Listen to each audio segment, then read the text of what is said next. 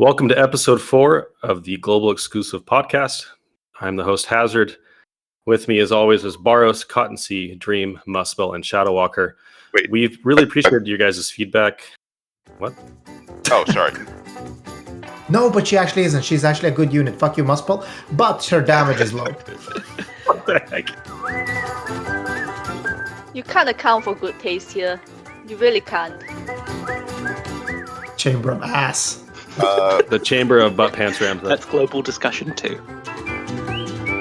We really appreciate your guys' feedback on Reddit, all the ideas that you presented, the questions you've asked. One of the things you guys mentioned was that when we start the podcast, we could introduce ourselves, that any of you who don't know our voices already can get those voices down so you know who to blame when we say stupid stuff. So without further ado, we're going to introduce ourselves. So first, Baros. Hey everyone, I like big hard and finishers. Cottonseed. Hey, I'm the resident child lover. Dream Blitz. Hey there. Muspel. Lucas is better than Charlotte, and anyone who says otherwise is wrong. I think we might just delete him from the podcast right now. And Yeah, that's Shadowwalker. fine. I think Furion is a great unit. Wow, 2 in a row of bad takes. You can't account for good taste here. You really can't. Yeah, it's We should actually rename the podcast like the Bad Taste Podcast, actually. it's a tough crowd, you know. Yeah. Well, this week we've actually got some more news, a new trial that came out, and we're going to talk about some units to look forward to in the future. So without further ado, we can get started with, it's a Final Fantasy 3 banner. We've got Awakened Onion Knight, Hein, and Zande, I think you say his name. Might be Zan? Zandy. I'm not sure. Zen or Zande? Zand. Isn't the E silent? Yeah, I've been saying I don't think I ever played Final Fantasy 3, so I've never thought about this before. Okay, so we really need to rename this podcast to like how to badly pronounce Final The Fantasy. global pronunciation podcast. It's pronunciation.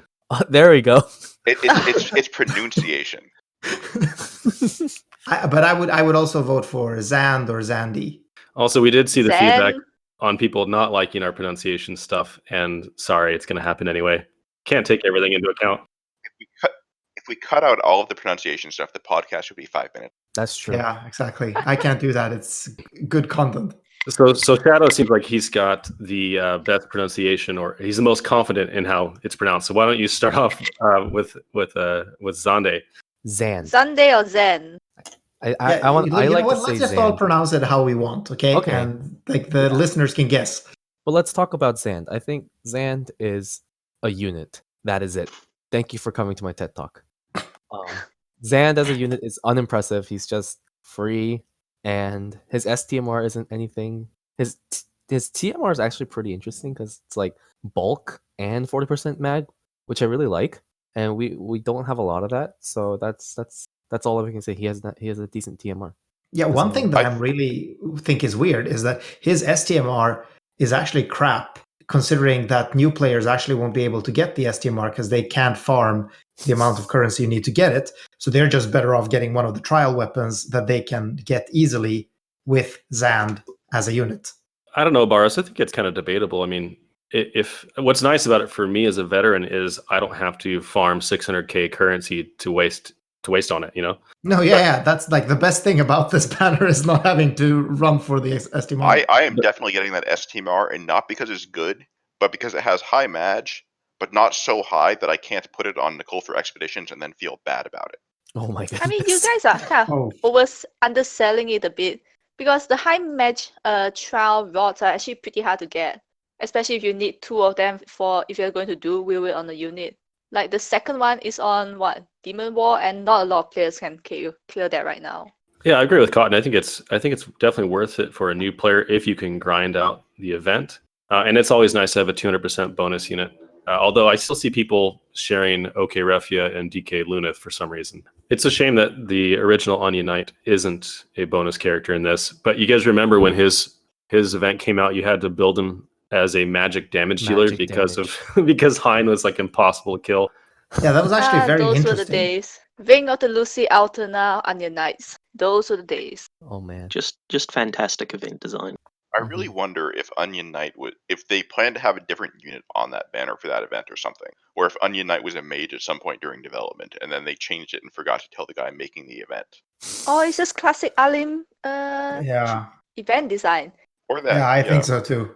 I will I like- say I know we like to drop some hate on Gumi and Aleem, but they do an amazing job overall, I would say. So we do have to give them credit, and we just like to make fun of them because we really enjoy the game for the most part, and we have to pick out these little things. Hazard is working really hard on that Gumi sponsorship. How's Well, it you know, going so last- far, Hazard? Well, last week we got EX ticket sponsorship, which I was really excited about. This week I got a 10+1 sponsorship, and both of my 10+1s have been all golds and blues. So very exciting. Oh, both of my 10+1s yielded me on banner units, which was great. Wow. I got What the heck? Awakened What? Onion and Hein from each of them. So it's like, So I think Dream had something else to say about Zand. Yeah, one bit of interesting design with Zand is how his TMR has a bit of bulk on it, but like as a unit even geared up with his TMR, he is made of absolute paper. Like he has no defense and spirit passives, and his base defense after pots and doors is 188, which is like a 6-star stat. Oh It's- dear. Another Shantoto. I think my biggest disappointment with him is that they didn't change the frames to Chaos Wave Awaken, and they just stayed with Chaos Wave. So Yeah. his utility goes down by quite a bit because you can't pair him with an actual real damage dealer. But I think it is kind of funny that even with how kind of not great he is, he still does more damage than Hein, which is an actual banner unit. The irony here. Mhm. but I think somebody would tell you that Hein is not a damage dealer. No, That are we couldn't really be. going to go there now? Wait. We're gonna go into that as we get into Hein. But Muspel, did you So- have something? Yeah, one last thing about Zandy, I think, is that in comparison to the previous free mage that we got, Gentiana, I think he's better than her, not only because he does more damage, but because he has 2 elements. And that means that you can use him for Moon. He's not outstanding at it, because he is squishy. Gearing him for enough SPR and HP is going to be a problem. But you don't have to worry about trying to deal off-element damage like you do with Gentiana to try to deal with the Apostles. But can newer players actually clear Moon with Zandy? Or Zen or whoever it is? I think they probably could, especially because he doesn't have stacking modifiers. He just has mod boost, so he can swap between his elements freely. I mean, his damage should be fine for it, It's but the bulk. yeah, Exactly. I would not want to clear Moon with him, but I think it's doable. That sounds like a challenge. So, Muspel, maybe you can clear Moon with Zandy until the next episode. I actually did clear Moon Scorn with Ultima, and she's actually fairly bulky in comparison, and it was still decent challenge, I would say. Yeah, but because Zan's damage is so much higher to begin with, I think you have more room to gear for bulk while still dealing okay damage. Again, it's going to be rough. You're going to have to deal with that sub 40% phase for longer, and that can get very messy. It's not the kind of thing where you'd want to go in without really good units in the other roles, because I think Moon, it's important to have a good mage, but the other roles are even more important. Yeah, I do really appreciate, though, that Gumi is changing their MK design to allow us these free units, not only for the bonus, but for new players that they're usually pretty solid units. Gumi, please sponsor me. Wasn't this originally Alem's idea? No? Is this a Gumi change? Yeah, it was actually. Yeah, Elam did it. Wait, Alim or Alim? Uh-oh. moving on. Hang on, Wait. it's Japanese, so it would be, it's probably Aremu, right? I don't know. No. Wow. No. So, I've been saying Alem in my mind. I've always said Aleem. I've been calling Alim. Alem. That's all Really? good. I just looked it up. The Japanese name is spelled Aremu, but Guromu. I don't want to say that. Yeah, Uh-huh. we should get one of the GD2 people in here so they can pronounce Japanese for us. Ooh! Is that Shout I out can pronounce G2. Japanese. Do your daily Yeah, isn't PP. Shadow that? I did my daily PP. Did you do your PP?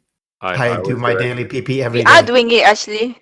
What, This the is- global, what's it called, podcast again? The Global Pronunciation podcast. Yes. Yeah, the global PP. We are doing it. Global PP. I like pronunciation this. Podcast.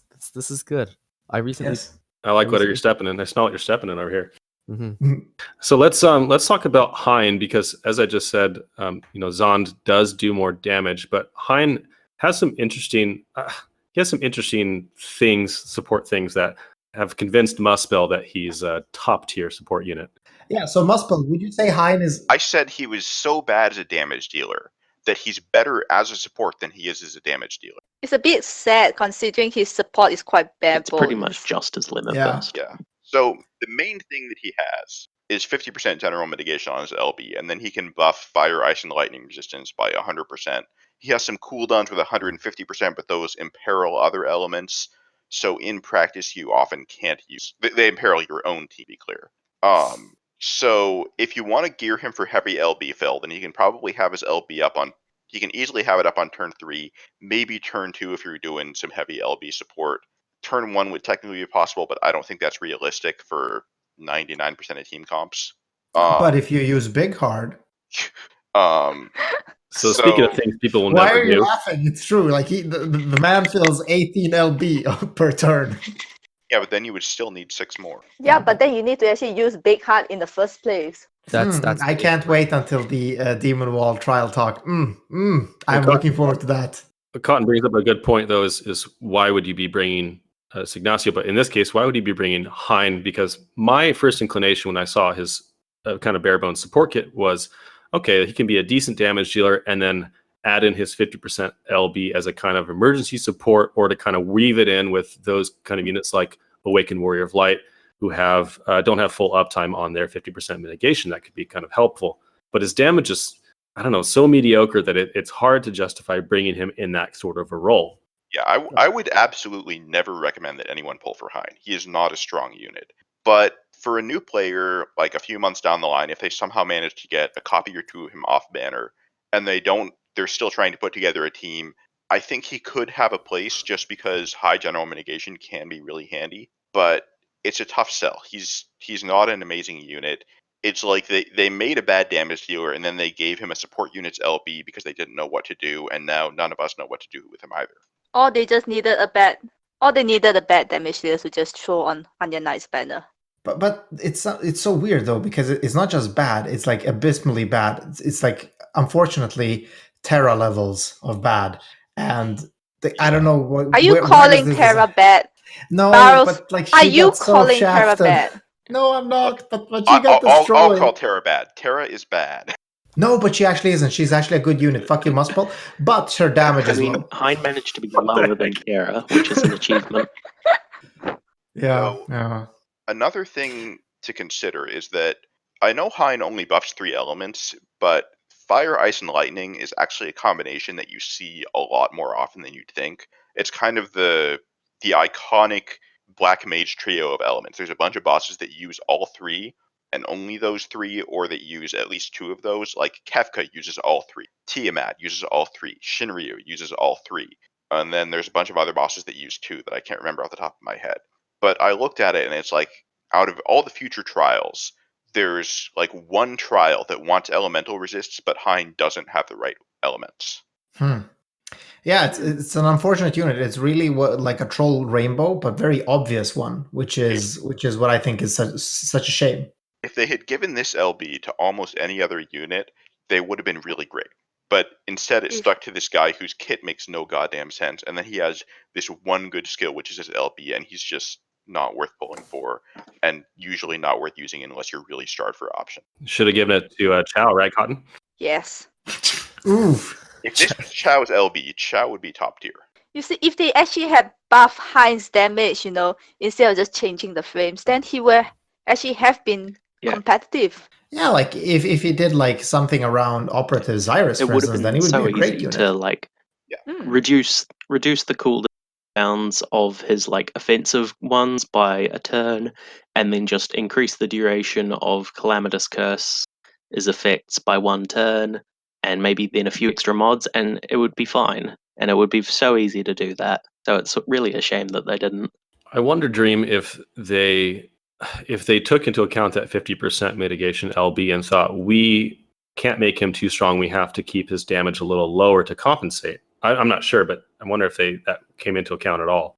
You know what they should have done? They should have made it so that Hein was the free unit, and then they should have doubled Zandy's damage and put him on the banner. Yeah. Maybe at some point Hein was the free unit and it got changed. Because I think that as a free unit, Hein makes a lot more sense. He's like a budget support, budget mage, I don't even know what. He's good for new players, but doesn't really replace more recent units. And I think he has a place, but as a banner unit, no, nobody wants him.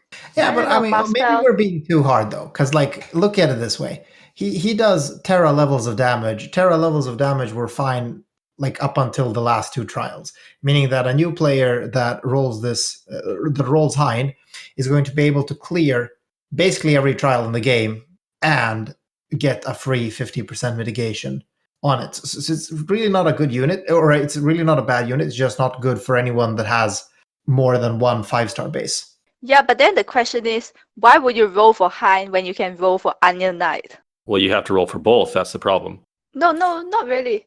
But this banner is really generous. Well, not generous, but there's a choice at the end of the 25k step up, and even in the 12k step up, you could theoretically just do that twice and get Onion Knight. You never have to. Well, I guess you could be given Hein. What I'm saying is that Onion Knight it's very plausible that a player could just choose to get Onion Knight Even in instead the of. worst I mean- case, 7-star Onion Knight only costs what, like Yeah, one lap of 37 each. 37, yeah. 37. It's So- sad that that's a good deal because that is an insane amount. If we think about it in dollars, Yeah, that's over $200 worth of lapis. yes, like the idea that You these mean Lapis? the idea that these are actually good deals in the first place. I think we've been so conditioned to think that the regular 25k, which is an awful deal, especially on a double unit banner, is good. And now we think that this 37k guarantee is actually a decent deal, and it's really not. It's certainly better, but it's still such a far cry from where it should be. Yeah. One small point that you did make, Muscle, about fire and ice and lightning being so plentiful among bosses in trios or doubles. The opposite side of that to that coin is that elemental resistances and buffs are also more plentiful than any other elements, I would say. That's true, but I would not be using Hein as a damage dealer, so I don't think that matters much. That's true. But another disappointment for me, and probably this tinfoil hat theory about him maybe being one of the free units, which I don't believe, but just for argument's sake, is his TM and STMR are both really kind of mediocre. I mean, if you look I at was thinking that earlier. Race from Final Fantasy Tactics has a 40% magic and 30% to those 3 elements resistance, if I remember right. And Hein is basically just 10% more magic and a little less resist. Final Fantasy Tactics, the GBA game? Yeah, The one where like it starts with you throwing snowballs at like your classmates. yeah. Yeah, the one where Marsh is the villain and he hates his crippled brother. Ah, yeah, that one. Yeah, that's the one you like, right? Yeah, that one. You should play the prequel. The prequel's pretty good. It was on the PlayStation 1. Yeah, I heard Prequel? about What it. prequel? I didn't know they made a prequel. Yeah. No, I'll have to look into it. Yeah, the thing is like technically, so this is a bit off topic, but technically FFTA is actually is in Ivalice, but like a really shitty weird Ivalice, right? I think canonically it's an alternate universe version because it's like, I don't know. I don't try to understand the lore and connections between Final Fantasy games because they make no sense. They write the games and then afterwards they send some intern to try to come up with a lore justification. On that note, we finally got the pre-registration up for War of the Visions, which is kind of a Final Fantasy Tactics style-based gacha game that's already been out in JP for several months. They told us it'd only be a 3-month wait, so you can already see how that went. But I have pre-registered, and I'm very excited to get into another gambling spree gacha game. Do we have to start another GoFundMe for your pools? That will be a later section that we'll talk about today. But if anyone doesn't have any more comments on Hein, we can move on to the actual banner unit here, the famed Awakened Onion Knight, and he's actually pretty decent, I would say. Yeah, so... Right, let me have this one. Sure. Awakened Onion Knight is just okay, right? Oh my god. He's like one of the top 3, he's not the top. So he, in terms of damage, he's just okay. He has an okay amount of element spirits. I mean, it's an okay amount of damage coming out of the unit. I agree. Yeah, Hold his on. TMR is okay. It's pretty okay actually. It's an alternate version of Bart's TMR. But his SMR is better than okay, I would say. It's pretty good. Yeah, and his bulk is also maybe a bit better than okay. He's our second best damage dealer that's not a limited time unit. So Yeah, I think that's best, okay. the best physical damage. That dealer. is So- okay, right? I agree. That is okay. that's just A-okay. So I think the main issue is that we just got Chinese New Year a little bit ago, and I think that anybody who was willing to pull really hard for a damage dealer was going to go for Xuan. And before that, we had Eric, who was also higher damage than Onion Knight. Now, Onion Knight does have advantages. He's got good elemental flexibility, and he has a bunch of innate elemental resist, which can make him really easy to gear for some fights. But with him sharing a banner with Hein, I think this is still just a really easy banner to skip. Unless you're brand new and you have a bunch of Lapis, because as we said, it's easier to guarantee him on this banner than it is on most other banners. Like on a lot of banners, you would have to do like 50k Lapis, and then you would have a 50% chance. You wouldn't even have a guarantee of getting the first copy, and you would just try to hope to pull one and then get the prism from 2 labs. I think okay is also like you mentioned, people that would have pulled for DPS already pulled like 2 weeks ago or 3 weeks ago rather. But the fact that he's so delayed, like all the hype around him kind of just fizzed off. Like in JP, when OK came out, he was the next level after Bart's, if I remember correctly. So by that point, people were hyped for him, and he's a really good unit because after your initial 3 or 4 turns of setting him up, he does so much burst in his later 2 turns. Like I think it's turn 6 or 7. He can. He's probably our best bet going forward, if you didn't pull for the Chinese New Year units like myself. So Yeah. I was pretty excited for it. I think that a lot of people either pulled for AK Rain, and Onion Knight isn't really that far ahead of Rain. He doesn't even burst as hard. He requires more setup. He has advantages over Rain, but I think that Rain is probably pretty similar in terms of overall power. Yeah, and one thing that you really have to consider now that these damage dealers are coming out is that I mean, it's only speculation, of course, but we are on the doorstep of some quite heavy power creep, right? Investing in a damage dealer right now is not a great idea because there are units coming out that are going to creep really hard. Plus the unit design units, you have no idea how hard they're going to power creep the meta. I feel like Onion Knight might be just another Crimson in that he's pretty strong for like a few weeks and then they blow us out of the water again. Except that this time he's not even the strongest unit like Crimson was when he came out, because we have limited units that beat him. Yeah, and I think that like we're looking at Madam, we're looking at the Esper units. We're going to actually talk about this later. So I would say like investing in a damage dealer until we reach this big creep is just a bad idea.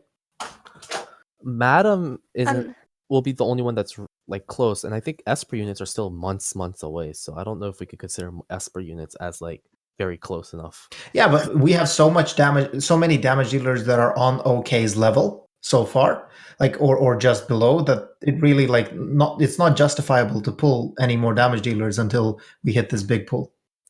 And Gummy's been pretty good at buffing all units. I mean, Aurora Freya's damage is pretty competitive now and it's good enough for all trials, so there's no need to pull if you already have her. One last point about Onion Knight before we move on that I want to talk about is he's probably being overshadowed because his jump between him and the next physical damage, like permanent physical damage, isn't as huge, so it doesn't feel like there's a big power creep. And I think ever since last year, around the time when Radiant Lightning or Elena came out, our power creep has been very gradual. There hasn't been a jump like what Esther or Xeno have. And maybe Gumi has learned that isn't healthy for the game, and they've been doing gradual power creep instead every other week. So I don't expect power creep to be as big of a jump that we're thinking, maybe in between. But either way, I think OK is still a very good unit, and I want to say people should pull for it because I want OK partners. I do agree, though, that Gumi has definitely shown a willingness to change the order of things and to engage in different buffing schemes to try and smooth it out a little bit, which makes the Esther thing a lot out, like more making hilarious. Cecil early. Yeah, Cecil, like the worst thing that has happened to the game since Esther. Did I tell you I pulled the Cecil Barrows? Yeah, I saw it in the chat. Shut up. All right, well, to make you feel a little better, I got really bored because I haven't pulled for a long time, and I ended up spending about 80 tickets on the banner, on Cecil's banner, just so I could try and get his TMR. And all I got was a CG Jake for my troubles. So classic. I figure pain. I mean, it can't be worse than Lemon. Lemon took what? 150,000 lapis to get 12 Paloms He got and one Cecil. 13, and he did finally get a Cecil at the end. So congrats to Lemon, and I hope you apologize to your landlord for not paying your rent this month. I mean, like, kids, don't forget this is a gambling game, and you're not guaranteed to get shit from banners. This podcast was sponsored by Lemon this week. Yeah. I don't think Lemon has any money left to sponsor us with. Him and his 11 PPs. 12 actually. He's got 12 now. Oh, he's at 12 now. Okay. So I actually bought a new mic, and so this podcast is now costing me money. Why do you think I'm trying to get the Gumi sponsorship? Yeah. How's it going so far, Hazard? It's not well. Yeah, don't worry. Yeah, and they're gonna knock on your door anytime soon. Like, I promise. We're definitely not gonna trash them anymore in this podcast. This is why he wants to keep this podcast PG as possible, so that Gumi could finally endorse this kid-friendly G podcast. Yeah, that's never ever fucking happening, Hazard. Just saying it right now. Anything's possible. You had to swear then, right? You just had to swear. That just came out natural. I do want to say shout out to Mars, Meet Me on Mars. He did get sponsored by Square Enix last night, so that was pretty cool. Oh, nice. Oh, congratulations. I actually do want to move on and talk about the trial that came out this week, because I really, really liked this trial. But before we talk about it, I do have to defend myself a little bit from last time. I got pretty roasted on this podcast for having my Charlotte die. I did finally figure out what was the issue, and it was the fact that on that turn, the Zeromus does a big bang, and then he does a lot of physical attacks, and he also does dispel. Now, I thought the order was magic damage, physical damage, dispel. But what he actually does is magic damage, dispel, and then physical damage. So I was having aid and provoke, and that was getting dispelled. And then Charlotte, who had passive provoke, was getting hit for about 10k every auto attack, and so that's why she was dying. It wasn't because she wasn't geared enough; it was because the dispel came in a different order than I thought. Right. Makes sense. Yeah, I did And see the discussion. And the reason that no one else struggle with it is because everyone else just uses evasion, and I don't. So I didn't realize that was happening to me.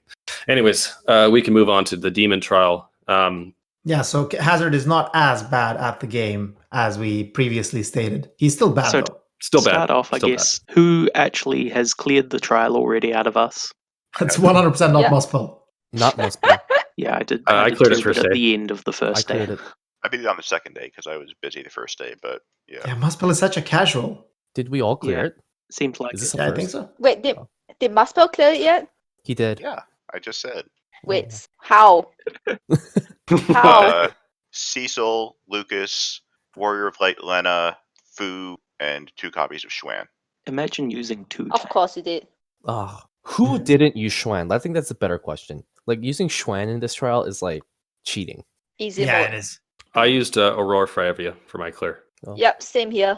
My clear ended up getting a little bit messy at the end. I wasn't using gravity to slow down the wall, and I forgot to gear Cecil with death immunity. So on the last couple turns, Cecil was dying each turn, which was not good.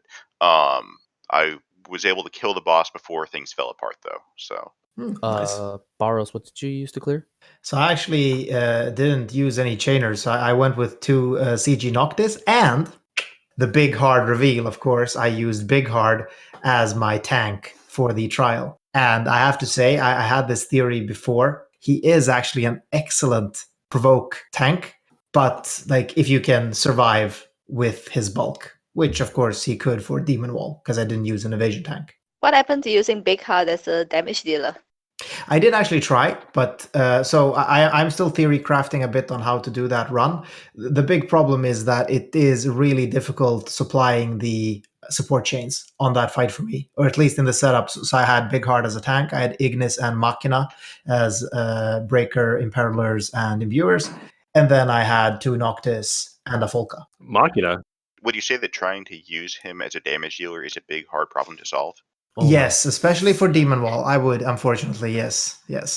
Oh yeah, if you haven't mentioned this before, Demon Wall is quite a unique trial since it's both a physical tankiness check and a damage check. Yeah, I really like that aspect about it because it makes you balance things out in a way that most fights don't. A lot of the time, you see these trials where people run like 3 or 4 damage dealers and do turn kills that are really, really fast, or they just turtle really hard and do very slow and safe clears. And here you have to really think about both sides of the equation, because you can't really get away with skimping on either side unless you're an extreme mega whale. Yeah, exactly. But one thing that I'm not sure if I like or not, so I want to hear what your opinion is on this. But Demon Wall does this quite often occurring buff, right? It does the same thing as another trial that I can't remember which one it is, but it buffs itself on one turn that's undispellable, and then you have 2 turns of an even bigger buff I think it's that's Iron Giant dispellable. that does it. And the dispellable one Yeah. that's 3 turns is actually slightly smaller than the first turn one, I think. I think it's 40% and 30%. Okay. That's correct. Okay. I thought it was the smaller one. Normally, you can ignore those type of buffs because when it's not a DPS race, you can just live with doing less damage, right? But on Demon Wall, you can't. You have to dispel the boss in order to Well. make in under 20 turns or No, you don't. You don't. I didn't dispel. I just ignored it. I used, so I did it 3 times. I first did it with AK Rain, then I did it with Furion, and then I did it with Olive. And each time I just ignored his defense as pure buffs, and it was okay. I did it within a lot of time. I think the only time I dispelled it was when I was doing Xuan Triple Magnus Burst. Well, that's quite interesting because I just assumed I had to do it. I mean, I was also running this special comp of 2 Noctis and no external chains. So I was just taking Noctis as a finisher and killing it slowly. It took 13 turns. So I don't know if not dispel. I actually dispelled it every time. So I'm not sure if not dispelling it would lead to a longer clear, to be honest, because dispelling really messed up being able to imperil and imbue and break. But I guess that type of buff can be quite misleading because if you don't rely on the wiki and you're just looking at the in-game counters, you would just say you have a 1 turn defense spirit buff, and if you try dispelling that, it doesn't go away. So you would assume that the next buff that pops up won't go away either. So if you don't dispel the buff, he takes about 15% less damage. That's from physical. If you're doing magic, it's a little bit different, but it's not that big a deal. If you're really just scraping by, if you're trying to use a really old damage dealer, it's probably a lot more important. But I think that for the average clear where you have a lot of slush room on damage because of how power crept GL chainers are, it's not as important. Yeah, I mean 100%. If it's only 15% more, then I should have just not dispelled because dispelling slowed down my DPS a ton. Yeah, and that's the biggest issue. If you dispel it, you have to reapply breaks and perils, and it's just another turn. Unless there's someone who's running an Edgar that spams limit breaks every turn. So speaking of both those previous points, I did not dispel the buff, and I was using an old, outdated damage dealer of the quite talked about for this trial in the past, Esther. And it did take me 19 turns, which was a bit of a worry, because on the last 2 turns, even though I was doing the slowdown with the gravity, I still had to contend with a couple of random target deaths. But luckily they hit people that I could manage with and get that end clear, because I was using Cecil as solo tank. I had him passive provoke, death immune, and then just like physical bulk. Well, with his passives it was mixed bulk, but he solo tanked everything like a champ. And then I just had Lena for all the healing stuff, Ignis for his support. He was in charge of 50% general mit, and then I actually used King Edgar for the very first time as a breaker, because I had him and I didn't need a breaker that did anything more than breaks. And it was not the smoothest and not the fastest, but it did get the job done. Hey, Dream, Nice. you're actually right that it's been a topic of discussion basically since she was released, because I believe Demon Wall was released around the same time. So we were thinking about, stone killers aren't necessarily the most plentiful things. But I actually saw on Reddit a clear done by solo player Sama who used Esther and did it in 13 turns. But more impressive to me is his tank was the one, the only, the legendary Mercenary Ramza. Mercenary Ramza. Was it solo? Because I think Kahun did it in 13 with Esther as well, but his was a lot more whaley than mine. I think I actually used his one as my companion unit. I think Esther is somebody that you can use to clear Demon Wall, but it's generally going to be pretty intensive in terms of support and STMRs. And I think the kind of person that can do it with Esther is probably the kind of person that also has a better damage dealer than her. So the only real reason to use her would be to prove a point. I'm pretty sure she was my best choice for it, just based on how well some of my slightly stronger options geared for stone killers and lost stats with the required bulk, etc. See, that is why you needed to pull for Onion Night Dream. I'll wait a little longer. I need to see Jekt and Tifa enhancements first. They might be enough to save me for a while longer. Yeah, That those should will be be this this week. week. Yeah, it would. So I'm actually hoping to do an Esther clear this weekend, maybe to prove a point, as Muspel said. But I'm interested to know from you guys, should I equip a elemental weapon? Should I do imbues? Or should I focus on her own imbues? Like, what do you think the best strat is to handle the dispels? My thought is the boss only dispels you on thresholds, and you're usually going to be pushing thresholds after an LB, which means that you have a turn of not using the LB to re-imbue. So it's probably, you probably don't have to worry about using an elemental weapon. I have not done it myself with Esther, but that's just my first thought. And you probably need a way to support her limit burst then, because if you're using the off turn to imbue, you won't have the guarantee limit burst field. I was just using her own internal Imperial. I think I had just Lionheart as her weapon, and I did have a fair amount of limit burst support, like coming out of my team between, Cecil, Ignis, and Lena. They all offer quite a bit, but I never pushed that aggressively enough to do like 2 limit burst turns in a row or anything. But it probably did help top it up on a couple turns where I was like re-imbuing and stuff, but I didn't really have a problem with the dispels. I'm curious to see.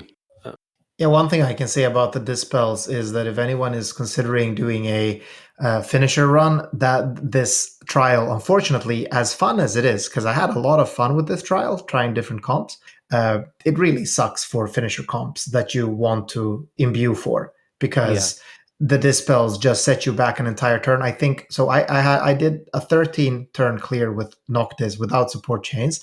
I need to say that again because I still feel it's pretty impressive. But half of those turns, like that Noctii were doing damage, they were not imbued. They were just like neutral element damaging the boss. And that's primarily because both of my imbuers, of course, used unlocks to get their imbues. So both Ignis and Big Hard need to use an unlock. I think it's interesting. This trial is one of the more interesting ones we've gotten from Alim. Like, I like Telphosaurus a lot, and I really hope that there was something similar. But this is another one where there's multifaceted elements to it. Like most people already mentioned this, but it's not only just the damage race, but it's also a tankiness check for your DPS user as well. Because one of the things I realized using Furion, like Furion doesn't have the best H-Fence passive. One of the things was like keeping my friend Furions alive. My Furion is fine because he's pretty decked out. But the issue was taking other friend Furions and they were dying to the clash. Wait, there are actually other people that have Furion as their friend unit. Oi. I'm actually surprised by this. But I didn't even see a Furion friend unit during his banner. Just gonna say that. Well, okay, we exist, and there's like a whole 12 of us. But anyways, the point is that 12. That's a lot higher than in my imagination. Yeah, I don't believe you. There's no way there's 12 people that have Furion. There are dozens of us. Dozens. Yeah, I don't believe you. Like, no way there's 12 people. Guys, Furion's a good unit, and I'll push for this. But anyways, the point is, I think the multifaceted element of this allowed me to be. I had to be creative with my team comp. Like, I needed to make sure that my mitigations, my type mitigations, my stat buffs, like everything was up, while at the same time my DPS was doing damage. And this is a lot of fun. And somebody mentioned that this is a good litmus test for upcoming DPSs, and I think that's true. That's why Sinzar loves the trial so much. Every time there's a new DPS, bring it to wall and see how well it does. I definitely agree, Shadow. And this is one I think I'll be doing for a bunch of different DPS units and different team clears, just because it's so interesting and it has so many different thresholds that you need to meet. So side note, you mentioned type mitigation. That's actually not really going to do much for you because everything is fixed aside from the magic AoE and the single target physical, and that stuff should only be hitting the tanks. So in terms of the DPS, type mitigations won't do anything for you, just general mid. I didn't know that. I thought that they were AoE physical, but good to know that they're fixed. Yeah, unfortunately it's fixed, which is why those turns can get pretty brutal later on in the fight when he starts doing it twice per turn. Exactly. But Furion ended up clearing it, so I proved a point. Just proving a point. Proving that people actually have Furion as a friend unit. When Furion's killers proc, he does damage. That people actually bother leveling Furion to share as a friend unit. Yeah, like I still have 2 6-star or 5-star Furions in my inventory, and I don't know what to do with them. Man, that's me with all the 3 chows that I have. I was thinking of getting trust coins with. No. Shots fired. Oof. Yeah. Meme opened that bucket on the previous episode. But I want to say 2 things about this trial that I discovered about 2 units, and I was really happy to discover it. First of all, again, let me just repeat, Big Heart actually did some serious work in this trial, and I'm not even like trying to hype it up. He had no problems tanking the physical hits, of course, but it doesn't hit that hard. However, the actual support was really nice, so I was happy to discover that. But one thing that I was even happier to discover was that Machina is actually a great unit, because I used Machina a lot on his release. I used him for like every trial for 6 months or something.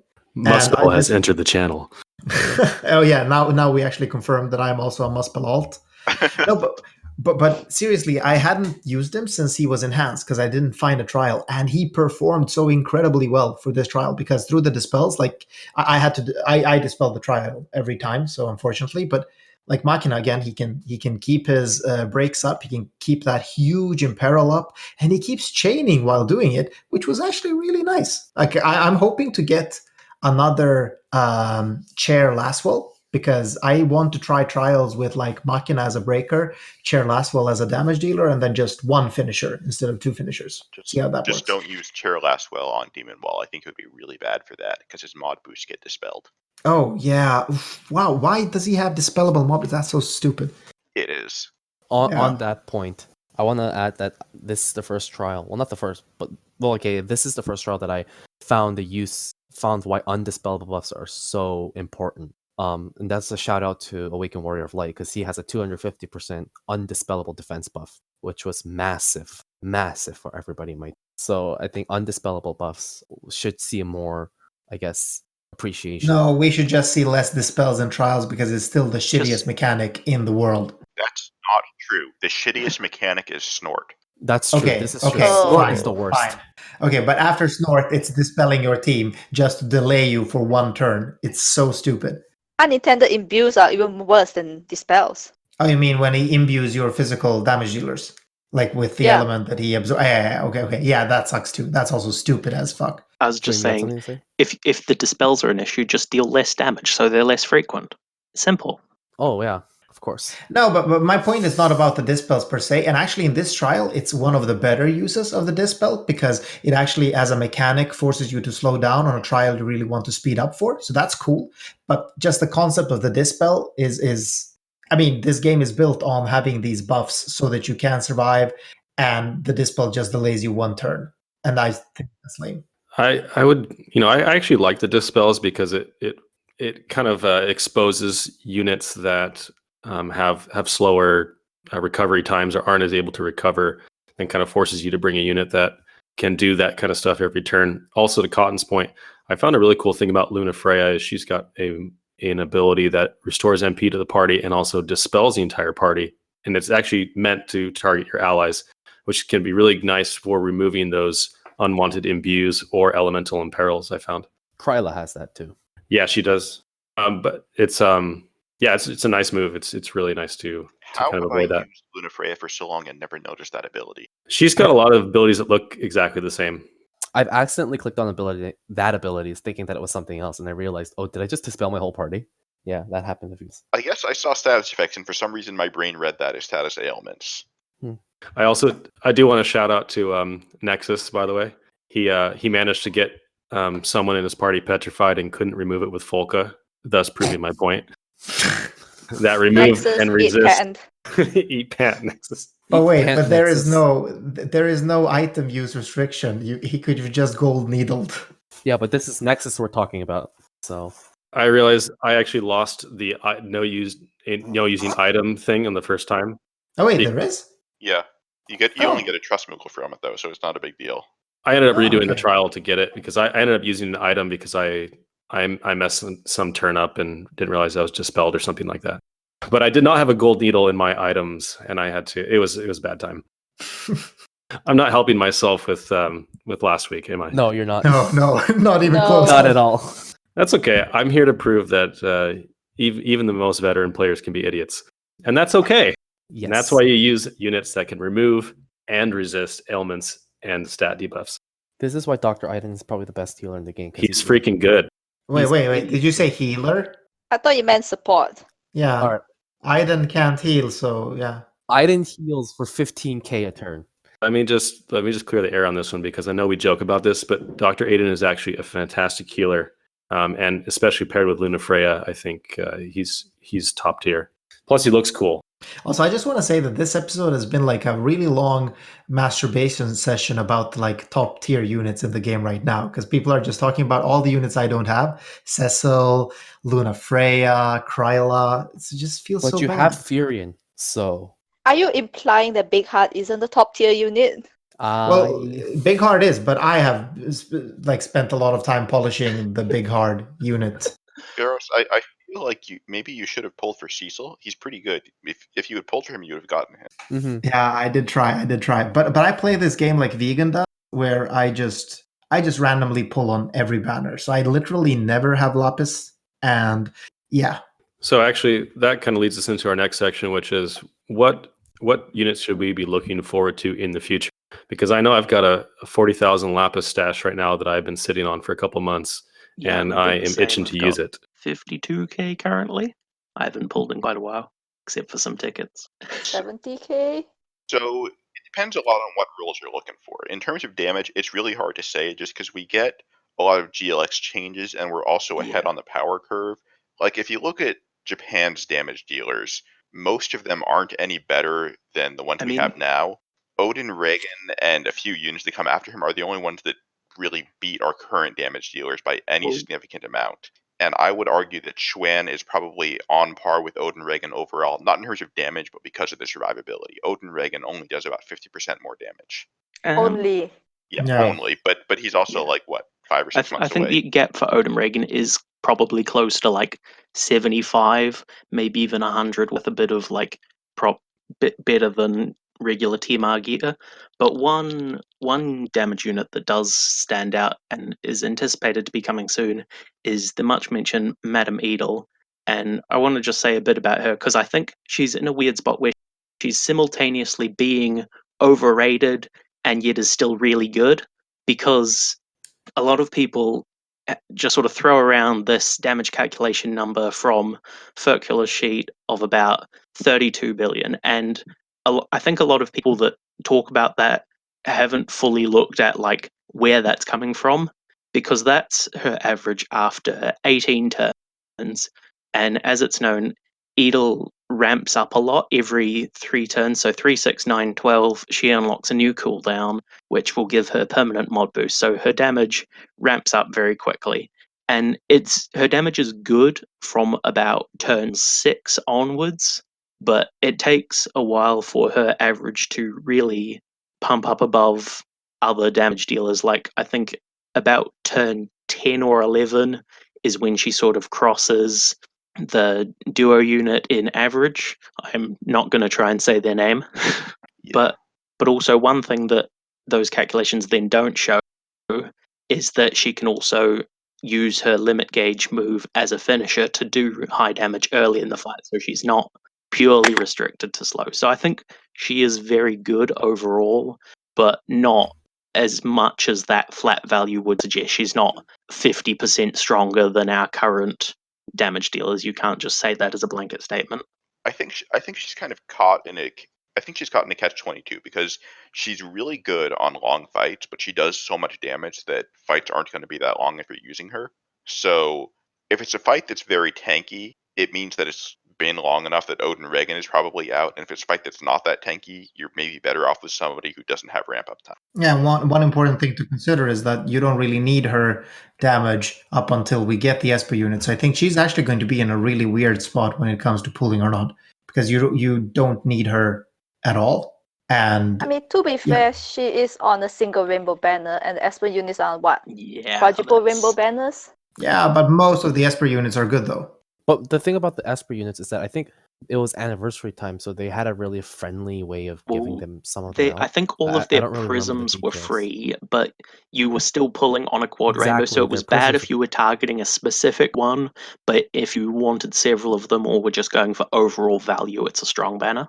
We should mention what the Esper units are, because some people might not be familiar. So in Japan, they released a series of units that are basically a pairing of a unit and an Esper in terms of theme. They don't have to use that Esper. So you've got like Phoenix Jake and Lakshmi Lid That's the and latest Bahamut batch Fina that and just came Odin Regan and out. so on. But I think the original batch That's true. was But Ifrit Rain, Asura Akstar, Bahamut Fina. Bahamut Fina. Well, Shiva that Laswell? was Shiva the Laswell. second patch. Shiva Laswell was the month after. okay, so anyways, point is there are these units and their sprite is like one of the story units and then an Esper. And just so that people know what we're talking about when you say Esper units. And they were released during the Japan's 4th anniversary, and it was a huge power creep. Yeah.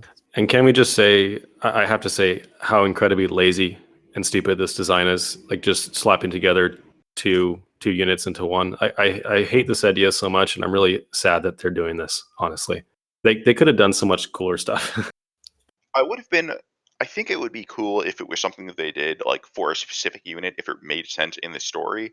But just doing one for every unit seems kind of boring. I mean, Yeah, agreed. But I want to mention a unit that actually I'm looking forward to of the Esper units that has nothing to do with damage. That's actually Alexander Charlotte. Does anyone else look forward to her? So Alexander Charlotte's really weird because I think when we looked at Cecil and Awakened Warrior of Light, I was internally like, this is probably the best this tank could go. And then out comes Alexander Charlotte, disproving all of that. But at the same time, I can never think of a situation where Alexander Charlotte is like a necessity versus taking a wall, or Galuf for that matter. So the main advantage that Alexander Charlotte has is, first off, for people who may not know, she's actually more of a physical tank, unlike original Charlotte. Yeah. So her LB is a cover with 80% mitigation, or 80% cover mitigation and 50% AoE mitigation. So most tanks will have 50 to 70%, and it's just random in there. You either get 50% or 60% or 70%. And then sometimes you see cooldowns or upgraded covers that have 60 to 80%. Hers is guaranteed 80%. She takes very little damage. So if it's a fight where you can't use dodge and there's a lot of heavy physical flying around, she could be really amazing. But the problem with her, or one downside I see with her, is that I like her design in where she can actually both cover physical and magical damage, but her LB is a physical cover only. So if you're relying on her to actually bring you the mitigation, you're going to use her as a physical tank and not as a magic tank.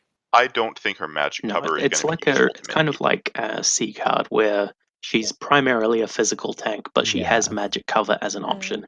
And she's very much like original Charlotte, flipped to be a physical tank, and then given back magic cover. I think she has dual cast for like quite a few of her abilities, like her support stuff, and then numbers pumped up a bit. So I don't think her support stuff are great too. She has both type mitigations. She has LB gauge fill rates. She breaks. So it's... But there's one really important part about her kit that I just want to mention. She has a limit of max 1 counter per turn. The best enhancement she could ever received. Yes. She also has guts. Actually, a banner I'm looking forward to that's coming a lot quicker than those is the Final Fantasy IX banner. That was one of the games I really liked as a kid, and we've got Zidane, however you guys want to say it. Zidane. Zidane? I always said Zidane growing up, but I've heard Zidane. Is this the first time we've ever agreed on a pronunciation? I think so. Zidane. Yeah. Oh, Shadow. I mean, Zinedine Zidane. Come on. Anyways, and there's also Vivi and Freya, and then Quina is the free unit. So I'm really excited for that banner, and I think it's probably coming the next month, I would say. Yeah, probably. I'm interested to see what they do with that, because I believe Zidane was the Fest unit, and then on his own banner, and then Vivi and Freya were on a separate banner. But now that they don't do Fest and Global, I'm wondering what they're going to do with it. Yeah, that's actually a good point. I'm interested in I'm how really interested. Sorry, go ahead.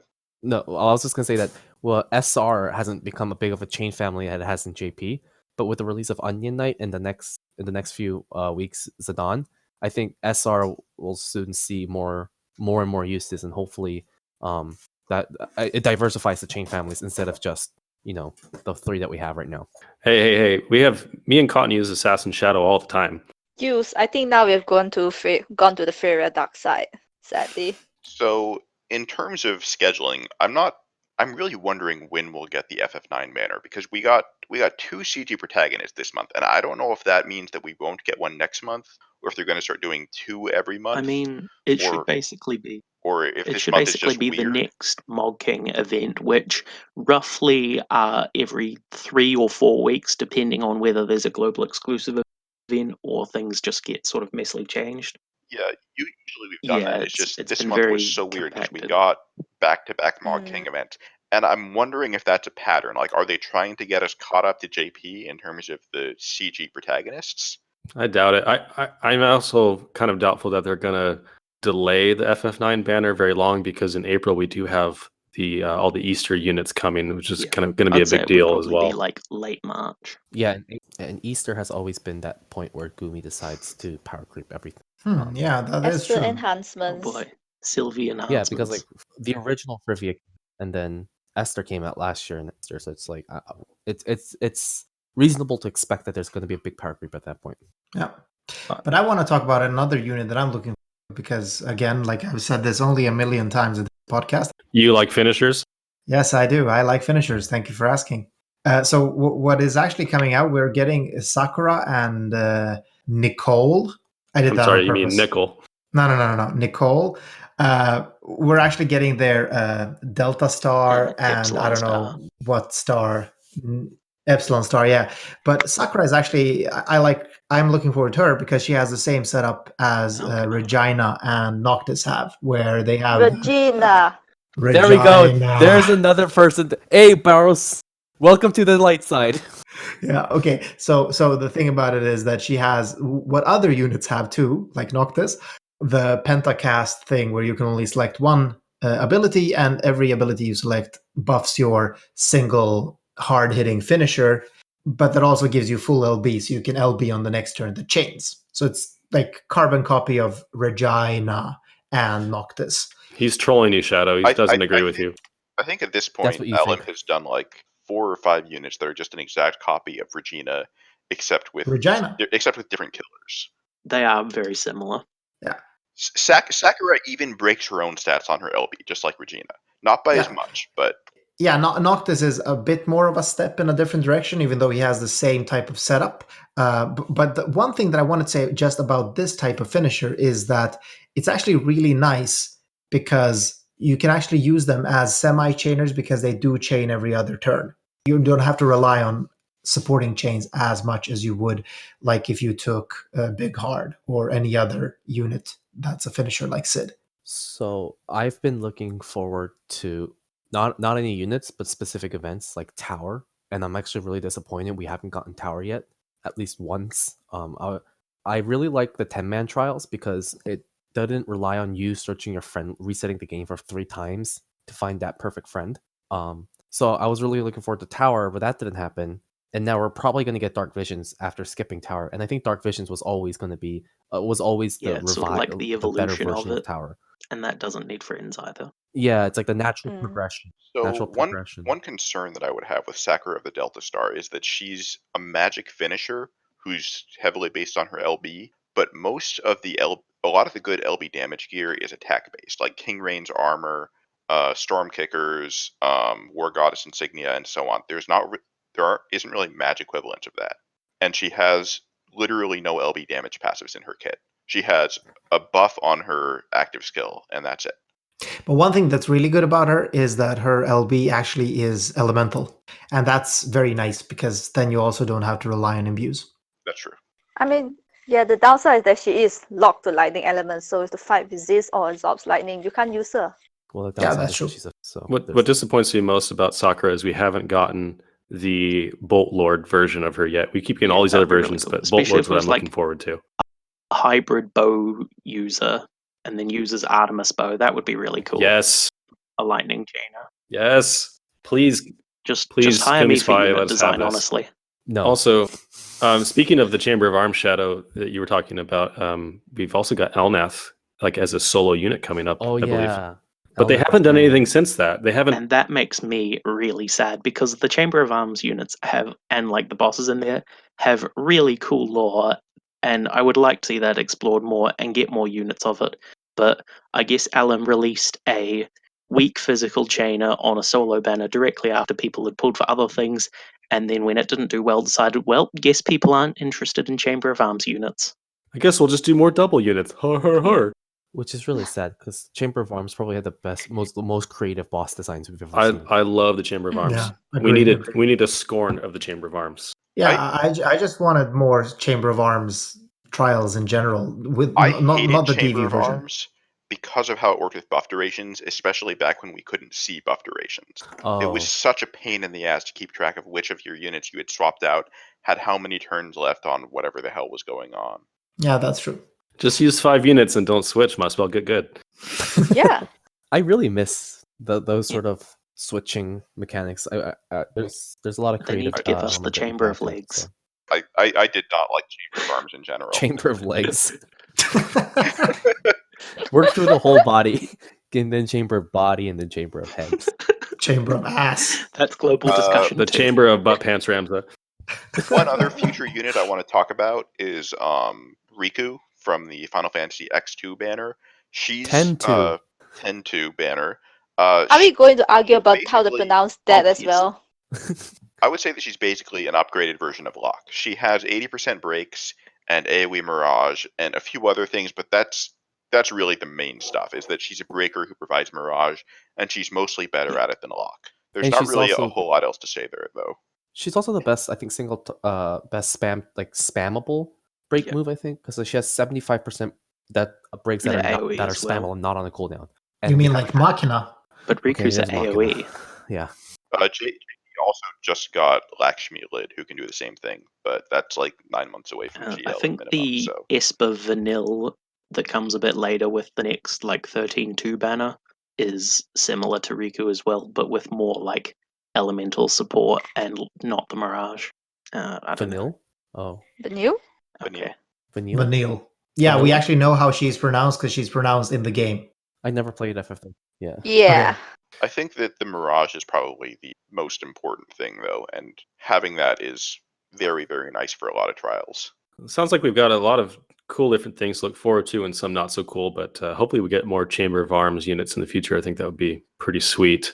It sounds like we're reaching the end of our podcast, so I wanted to thank everyone for coming again and contributing. Thank you guys so much for all of your comments and questions.